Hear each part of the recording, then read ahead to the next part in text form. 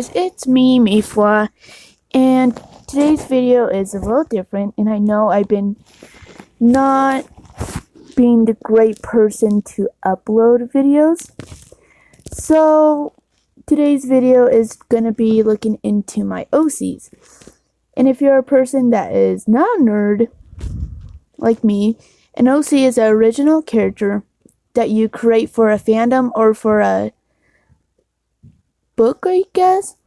It's like a character that you make.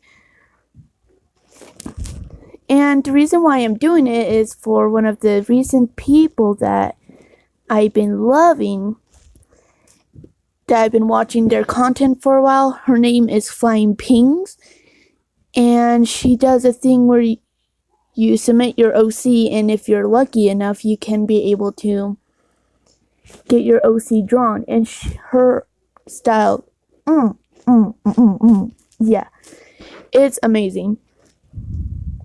And the best part is she randomly picked them, but if you commission her, she'll be able to draw them first and stuff where you're not randomly picked. And I'll admit, I've done this on my social media. I've done it a couple of times. And now I'm going to try to see if I can get my OC drawn by her on YouTube. Because Instagram, dang, a lot of people submit their OCs there. And I don't have deviant art. And by what I seen about it, by mobile way, it's so hard to figure out how to use it. And yeah, so I thought maybe on YouTube, because she does do it by YouTube. And yeah, so my first OC is by a person named Fennah, who is a great animation artist who does like where your live action animation. It's almost like Alvin and the Chipmunk way, but way cooler and way like, it's so good because of the characters that he put in it and just the way it is. It's amazing. And my OC that I made for him, pardon me. It is by, her name is Charlotte. It was originally going to be named Lucy. That's when I was new to the community of fandom, I should say. And I realized Lucy a lace maker. So I thought, no, I can't. So Charlotte's backstory is that her mother, and before I do start, the story is in workings, and I'm not very known to be great at making stories, but I think this is one of my good stories, I guess. Anyways, Charlotte was known for being left behind by her mother, Theodosia, who was a warrior of the Kivawak culture. And it was better to be left behind than eaten by her mother. And her mother was a great warrior but she was also a very flirtatious woman who had billions of other children. And Charlotte isn't only a mutant child, like a half hybrid almost.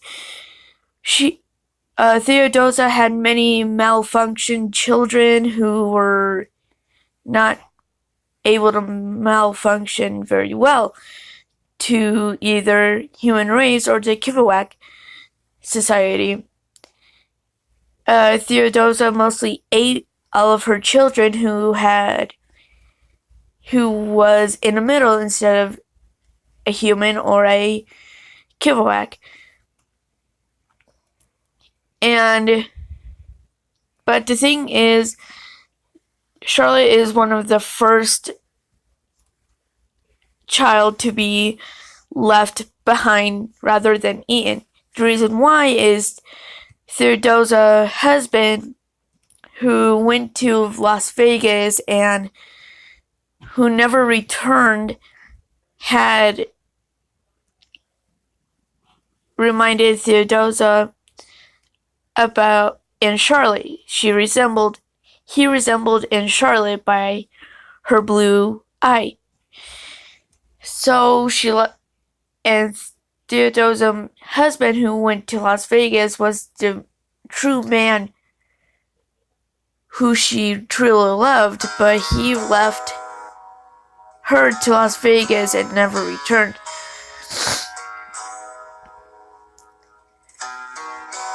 And that's basically the main sum up story.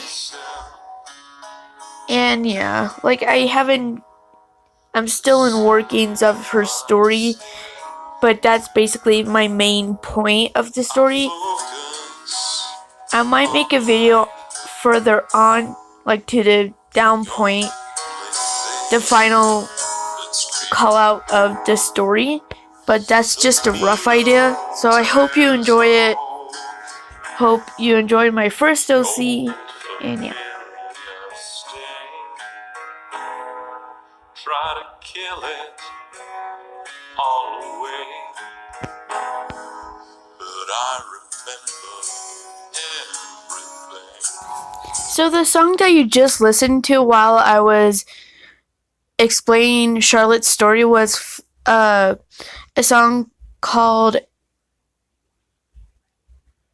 I can't remember it, but it's a tribute to, I think it's a tribute to, but it's a tribute to Fletcher. He is one of the characters of Fennah, and I just personally love it, and I love it so much that it basically kind of helps me character develop on Charlotte. So I'll put the link in the description for the video, and off to the next OC. So the next OC, I don't have a speed paint tour because I had to transition myself to a new phone and I wasn't able to get the speed paint off of my old phone. But the new my second OC is one of my favorite OCs, and I feel like an OC that everyone made for this series. And the person who made the series was, we all know him, we all love him, Markiplier. And it's the Who Killed Markiplier.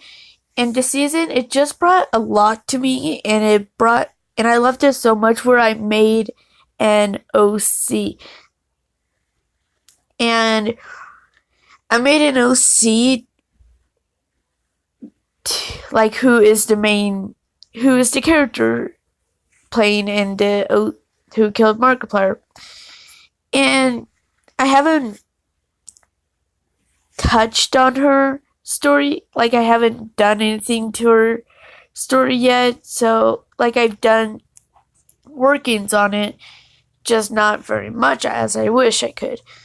Like I wish I could, because Charlotte, I've been working a lot with her, and with Amber, I feel like she's like an OC, but she's like in the sidelines. I wish I could bring a lot to her, but I don't know how to. Comment down if you know. But I will show some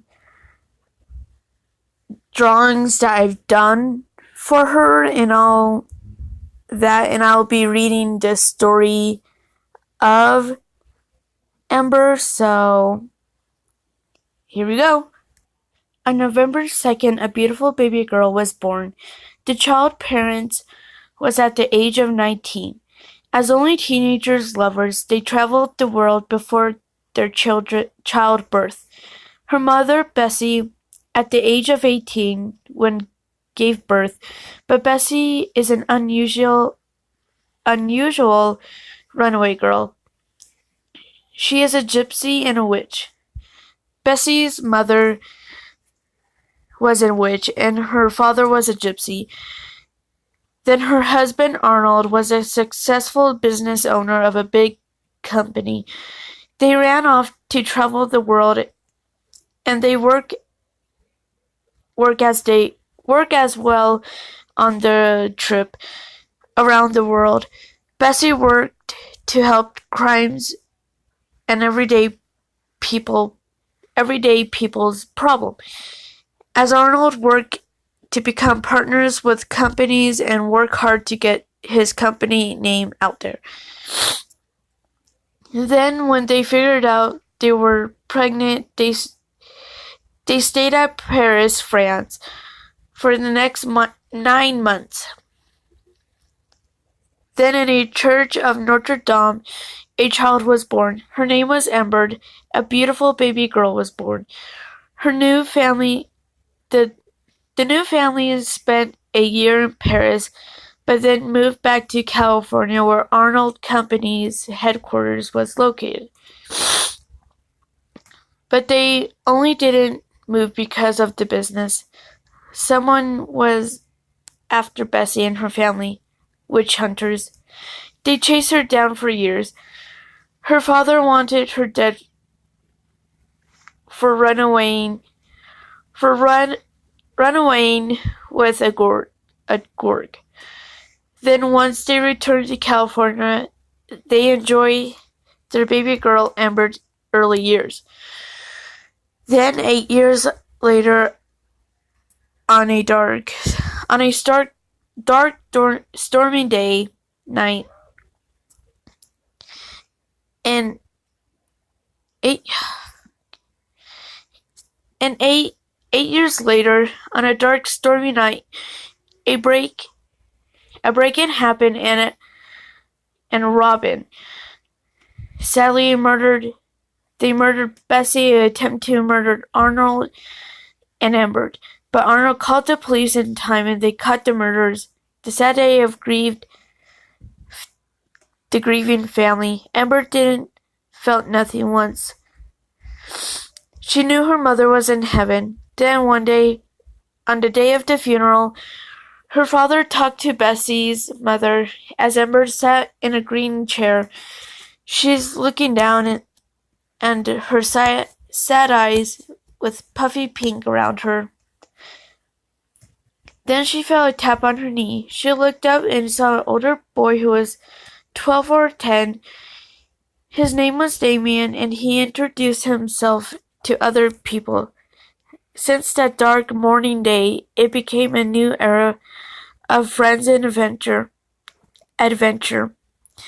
As years went on, Amber turned into a preteen, and her father working. He decided that next year she would be attending private school in Paris, so she wouldn't be a witch. But transformation happened long ago. But once Amber arrived to Paris, it became a living hell. She was bullied for her mother's name, and some threatened her to burn her. Then one day, a couple of boys and girls cut her legs and cut her hair off to where her hair was at her shoulder width. Her father, sadly, the next thing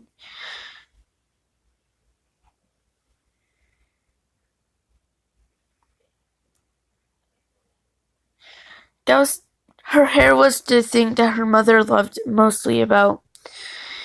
It was like hers, but it was also her father's, and they took very good care of it. Sadly, the next thing that made her life worse was that her child-long friends lost touch throughout life.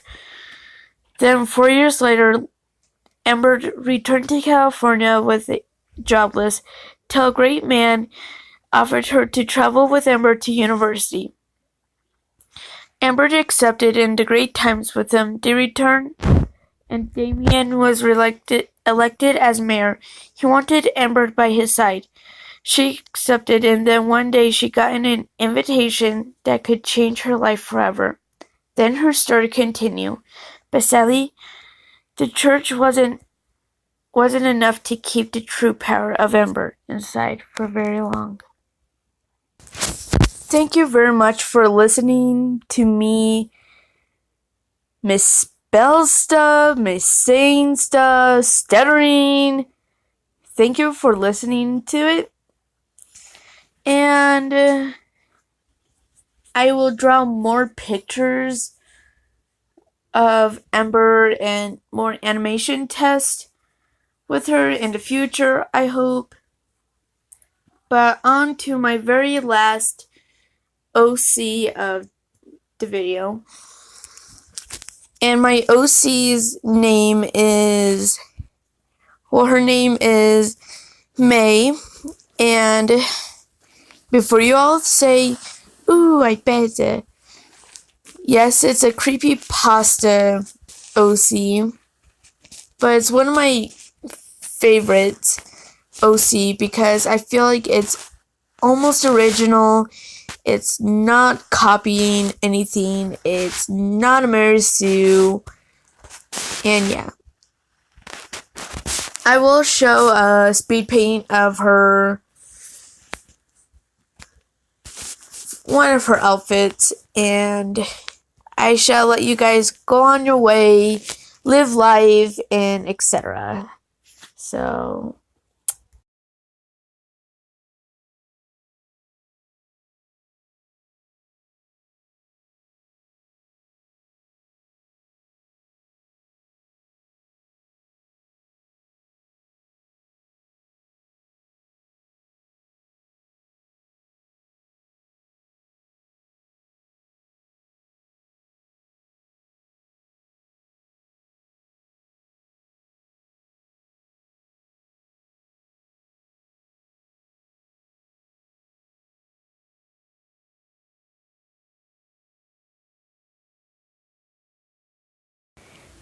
that will be all.